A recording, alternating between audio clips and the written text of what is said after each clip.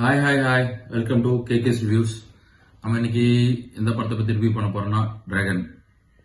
Ashwath Marimuthu director, நம்ம legend Pradeep Ranganathan.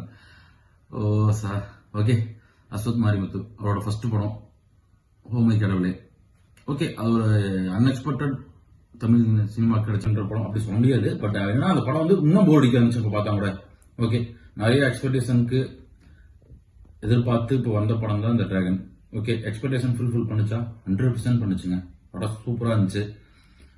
Okay, first நம்ம படத்துக்குள்ள போய்க்கலாம். படத்தில் வந்து மிஸ்கின், பிரதீப் ரங்கநாதன், அப்புறம் இவரே டேரக்டரே நடிச்சிருக்காரு. அப்புறம் விஜய் சித்து டீம்ஸ் எல்லாமே நடிச்சிருக்காங்க. சூப்பராகவே நடிச்சிருக்காங்கன்னு சொல்லலாம் எனக்கு கேட்டா. ஓகே, படத்துக்குள்ள வந்து பாசிட்டிவ்ஸ் நெகட்டிவ்ஸ் பேசுறதுக்கு முன்னாடி யாருக்கெல்லாம் தேங்க்ஸ் கொடுக்கலாம் அப்படின்னு நான் நினைக்கிறேன்னா, ஃபர்ஸ்ட் ஏஜிஎஸ். அந்த அம்மா வந்து பாத்தீங்கன்னா பிரதீப் ரங்கநாதன் மேல ஒரு கான்ஃபிடண்டா வச்சு ஒரு படத்தை எடுத்தாங்க. அது மிகப்பெரிய பிளாக் பஸ்டர் வச்சு போன பிப்ரவரியில. இந்த பிப்ரவரியில அந்த அம்மா ஃபெயிலியர் ஆகல. பிரதீப் மேல வச்சிருந்த நம்பிக்கை ஃபெயிலியர் ஆகல. ஆஸ் அன் ஹீரோவா சொல்றேன்.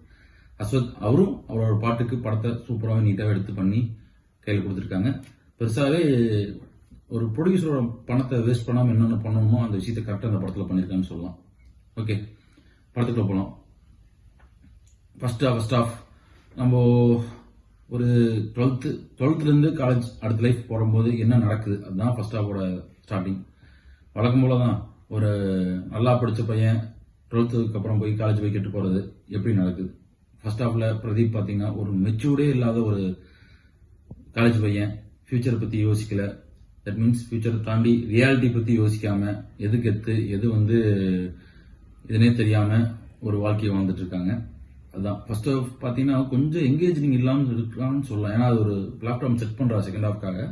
பட் ஒரு ஃபர்ஸ்ட் ஆஃப் இன்டர்வல் பிளாக் ஒரு 10 நிமிஷத்துக்கு முன்னாடி ஒரு விஷயத்தை செட் பண்ணி கொண்டு போறாங்க. நல்லாவே இருந்துச்சு. எனக்கு கேட்டா வந்து பாத்தீங்கன்னா அந்த செட் பண்ணதான் செகண்ட் ஹாஃப் வந்து ஃபுல்லாவே ஹோல்டு பண்ணி இருந்துச்சு. நல்லா படத்துக்குள்ள போயிட்டு இருக்கும்போது அங்கே தேவைங்கிற காமெடிஸ், தேவைங்கிற சீன்ஸ், தேவையில்லாத சீன்ஸ் எதுவுமே எடுக்கலீங்க. எனக்கு கேட்டா நம்ம இந்த சீன்ஸ் அவாய்ட் பண்ணிருக்கலாமே, இந்த சீன்ஸ் கொஞ்சம் எடுத்திருக்கலாமே அப்படின்னு எதுவுமே யோசிக்க வைக்கல. எனக்கு கேட்ட இந்த படத்தோட பிளஸ் அதுதான். நம்ம வந்து சில படம்லாம் பார்க்கும்போது இது ஏன்டா வர வந்து 10 நிமிஷம் இல்லாம படம் நல்லா இருந்திருக்குமே, இந்த 10 நிமிஷம் இல்லாம நல்லா இருந்திருக்குமே, இதை இப்படி எடுத்திருக்கலாமே அப்படின்னு ஒரு விஷயத்த கூட யோசிக்காம எடுத்தாங்க. பட் கம்பேரிட்டிவ்லி ஃபர்ஸ்ட் ஆஃப் பார்த்தீங்கன்னா ஒரு ஃபர்ஸ்ட் ஒரு ஒரு ஹாஃப் அன் ஹவர்னா எப்படி சொல்றது, இந்த காலகட்டத்தில் 20 கிட்ஸ்க்கு ஓகே அந்த லெவல் அப்படித்தான் இருக்கும் அப்படின்னு முடிஞ்சிடும். செகண்ட் ஹாஃப் ஓகே, ஒரு ரியாலிட்டிக்கு என்ன தேவை என்னென்ன பண்ணியிருக்கணும் எல்லாத்தையுமே பண்ணியிருந்தாங்க. மியூசிக் எனக்கு கேட்டிங்கன்னா பிஜிஎம் ஓகே, அங்கே எங்கே பிஜிஎம்ஸ் வருது எல்லாமே வந்து மனசுல இருக்குது. பட் பாட்டு எதுவுமே நம்ம வந்து மனசுல இப்பவும் சொல்ற ஒரு எனக்கு அது ஃபீல் ஆக்சுவலாக பார்த்தீங்கன்னா 2-3 படம் பார்த்தா சொல்லுவோம் பார்த்தீங்களா, இந்த பாட்டெல்லாம் ஓடிட்டே இருக்குது அப்படின்னு. அந்த மாதிரி எதுவுமே நமக்கு மண்டையில் ஓடவே இல்லை. அதுதான் பிரச்சனை இந்த படத்துலேயே எனக்கு. கமிங் பேக் டு செகண்ட் ஹாஃப்ல பாத்தீங்கன்னா ஒரு கம்பேக் மாதிரி தான் வச்சுங்களேன். ஒரு மோசமான ஸ்டூடெண்ட் அவரோட ரியாலிட்டி புரிஞ்சுக்கிட்டு ஒரு கம்பேக் கொடுத்தா எப்படி இருக்கும் அந்த விஷயத்த கரெக்டாகவே கொண்டு போயிருந்தாங்க. பட் ஒரு சின்ன மெசேஜ் அந்த ஒன்லைன்ங்கிறத பாத்தீங்கன்னா இந்த படத்தோட ஒன்லைன்ங்கிறது வெரி சிம்பிள் தான். அது எவ்வளவு கிளாரிட்டியா கொடுக்க முடியும், எங்கெங்க வந்து தப்பு பண்ணாம கொடுக்க முடியும் அந்த விஷயத்த கரெக்டாகவே கொடுத்துருந்தாங்க. அதை நீங்க யோசிச்சு பாத்தீங்கன்னா படம் பார்த்தீங்கன்னா உங்களுக்கு நல்லாவே புரியும். பார்த்துட்டு சொல்லுங்க. ஸ்டாப் பண்ணிக்கோ. ஓகே, நம்ம கிளைமேக்ஸ் பத்தி பேசலாம். உண்மையுமே ரொம்ப எமோஷனலாவே கனெக்ட் ஆச்சுங்க. ஏன்னா இப்போ இந்த காலகட்டத்துக்கு தேவையான மெசேஜ் தான் அது. அதை வந்து உண்மையுமே சொல்றேன். ஒருத்தர் உண்மையா இருக்கும்போது, உண்மையா உழைக்கும் போது, உண்மையா எல்லாத்துக்கும் உண்மையா இருக்கானா அது கண்டிப்பா அவனுக்கு ஒரு நாள் கண்டிப்பா சக்சஸ் தான் கொடுக்கும்.